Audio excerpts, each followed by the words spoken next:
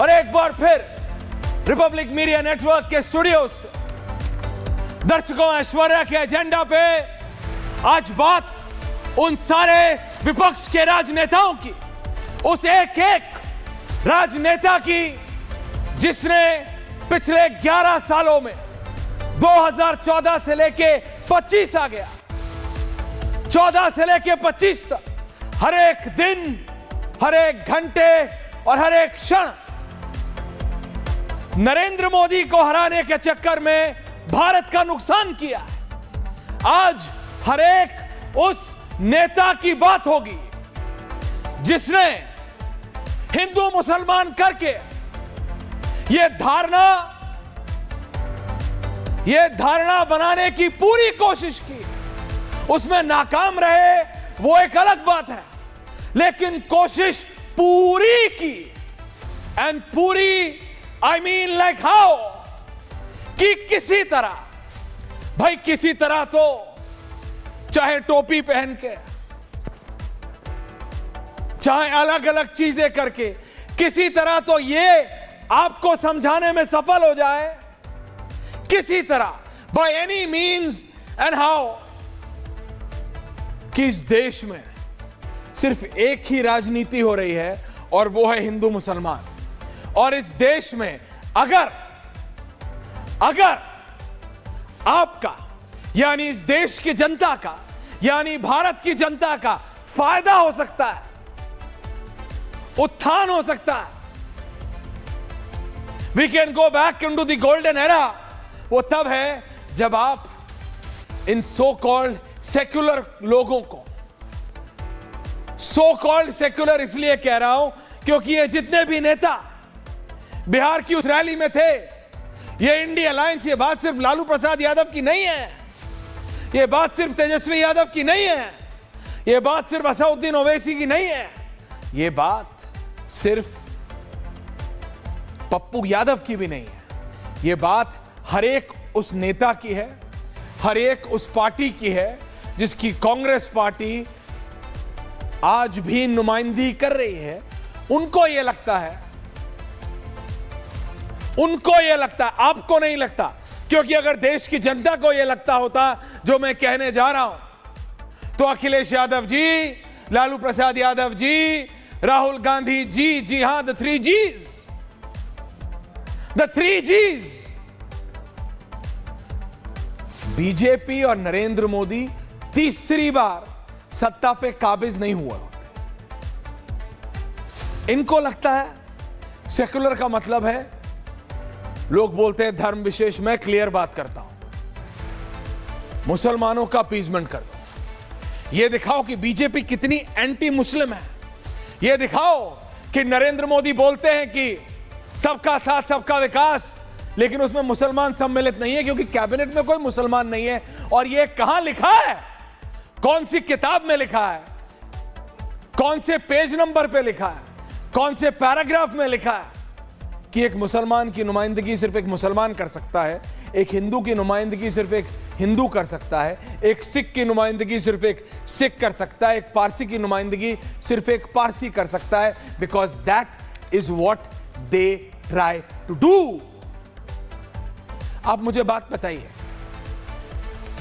Lalu Prasad Yadav, Akhilesh Yadav, Congress party कहते हैं हम मुसलमान परस्त लोग हैं, यानी हम मुसलमानों की बात करते हैं, यानी हम मुसलमानों के बेहतरी की बात करते हैं। पप्पू यादव ने तो रैली में खड़े होकर क्या नहीं बोला, लेकिन मुझे एक बात तो बताइए, उन लाखों करोड़ों मुसलमान बहनों की जिंदगी को बचाने के लिए, उनके परिवारों को बचाने के लिए, उनके पूरे घर गृहस्थी को, जिसको घरौंदा कहते हैं, उसको बचाने के लिए ट्रिपल तलाक तो ना लालू जी लाए, ना अखिलेश यादव लाए, ना राहुल गांधी लाए, ना तेजस्वी यादव लाए, वो तो नरेंद्र मोदी लाए।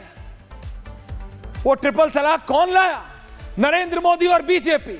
और कहने के लिए देखिए, वो वेशभूषा रख के अगर कुछ होता तो ये देश में बहुत कुछ बहुत पहले हो गया होता, ऐसा है नहीं। और इन राजनेताओं को पता ही नहीं क्यों आप लोगों ने, यानी देश की जनता ने, दर्शकों, मतलब इतनी कोशिश की, बार बार ये मैसेज देने की, बार बार मैसेज देने की कि भैया हम घास नहीं खाते, हमारे अंदर भी थोड़ा ग्रे मैटर है, हमारे में भी दिमाग है। ऐसा नहीं है कि जब दिमाग बट रहा था तो इस देश की जनता आम खाने गई थी और सिर्फ दिमाग लालू जी के पास है, तेजस्वी जी के पास है, अखिलेश जी के पास है, या कुछ चुनिंदा कांग्रेस के नेताओं के पास है जिसमें राहुल गांधी जी पंक्ति में सबसे आगे खड़े हैं। ऐसा नहीं है। इनको लगता है वो चेकर्ड गमछा डालो, टोपी पहनो एंड दैट्स इट। इस देश की जनता समझेगी, इस देश का मुसलमान समझेगा कि हम उसके साथ हैं। कुछ करो ना करो, हर घर पानी नरेंद्र मोदी को करने दो, हम तो गमछा डालेंगे। हर घर बिजली नरेंद्र मोदी को पहुंचाने दो, हम तो टोपी पहनेंगे। हर घर शौचालय नरेंद्र मोदी को बनाने दो, हम तो मुसलमानों के लिए सिर्फ बात करेंगे। करोड़ों मुसलमानों बहनों को बचाने के लिए ट्रिपल तलाक बिल नरेंद्र मोदी को लाने दो, हम तो संविधान को कूड़े में डालने की बात करेंगे। दर्शकों, इट्स आयरॉनिकल, ये आयरनी है। ये ऐसी कोई बात नहीं है जो शायद आप अभी तक समझे ना हो। बीजेपी की अपनी आइडियोलॉजी है, मैं नहीं कहता बिल्कुल ठीक है, फॉल पॉइंट्स होंगे, गलतियां होंगी, वो वादे होंगे जो अजय आलोक जी की पार्टी ने किए होंगे, लेकिन वो वादे उन्होंने पूरे नहीं किए होंगे। अगर ऐसा है तो मुझे ये तो बताइए तेजस्वी यादव जी, आप बिहार में, मैं कांग्रेस पार्टी को हमेशा क्यों बोलूं, राहुल गांधी जी को क्यों बोलूं, और भी बाकी बहुत जी हैं, उन जी लोगों से भी बात कर लें। तो राहुल गांधी जी के अलावा जो तेजस्वी जी हैं, जो तेज प्रताप जी हैं, अगर वो भी जी हैं तो पार्टी में हैं, तो मेरा कहने का मतलब है अखिलेश जी हैं, ये सारे जो महान अनुभव हैं, ये सारे मुद्दे क्यों नहीं उठाते? वक्फ वक्फ वक्फ क्या है? वक्फ इन्होंने ऐसा बनाया कि वक्फ यानी मुसलमान, मुसलमान यानी वक्फ। मैं दफ्तर आने से पहले और दफ्तर के अंदर भी सब हम तो एक साथ काम करते हैं। आप पूछिए एक आम मुसलमान से जो कि 8 घंटे 10 घंटे के लिए नौकरी करते हैं या बिजनेस करते हैं, उनको वक्फ से आज तक रत्ती भर का भी फायदा हुआ है क्या? उनको आज तक क्या वो अपने आप को वक्फ से कनेक्टेड मानते हैं क्या? क्या वो अपने आप को ये मानते हैं कि अगर सरकार वक्फ पे काबू कर रही है तो सरकार उन पे काबू कर रही है क्या? फराज किदवई साहब को लग सकता है, क्योंकि नेताओं का कंसोर्टियम है, उसके अंदर हर एक पार्टी के नेता शामिल हैं। और ये मैं बोल रहा हूं, बीजेपी भी ये नहीं कह सकती कि वो इससे अछूती है, नहीं कह सकती। अगर मन है तो अजय आलोक जी ज्यादा डिटेल दे सकते हैं उस बारे में, चाहे कम हो, लेकिन है वहां भी जिन्होंने मुसलमानों के नाम पे आपके नाम पे जमीन हड़पी। और अब जब सरकार उस करप्शन के खिलाफ, उस गैर कानूनी हरकतों के खिलाफ काम कर रही है, तो ये हिंदू मुसलमान करके है, क्योंकि हिंदू मुसलमान is the easiest fault line.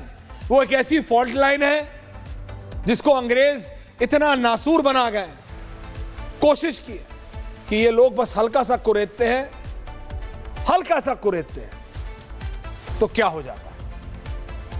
बात मुसलमानों की है ही नहीं, बात कुछ चुनिंदा लोगों की, नेताओं की, जिसके अंदर मुसलमान और गैर मुसलमान दोनों हैं, उनके करप्शन की है। बात सिर्फ इतनी है कि मुट्ठी भर लोगों के पास 140 करोड़ लोगों के बराबर की जमीन कैसे है? आप सोचिए, आर्मी और रेलवे के बाद किसी के पास सबसे ज्यादा जमीन है तो वो वक्फ बोर्ड है। तेजस्वी यादव क्यों नहीं उसको यूं करके फेंकना चाहेंगे कूड़ेदान में? अरे भैया, कंट्रोल चला जाएगा। क्यों ओवैसी जी नहीं करना चाहेंगे इसको, वक्फ बिल को ऐसे करके फेंकना? इतना आसान नहीं है जैसे मैंने शुभम की रिसर्च को ऐसे कर दिया ना, वो आपके लिए इतना आसान नहीं है नेता लोग, क्योंकि वो संविधान का पार्ट है। वो संविधान का पार्ट है। आप बात समझिए, अमेंडमेंट हो चुका है।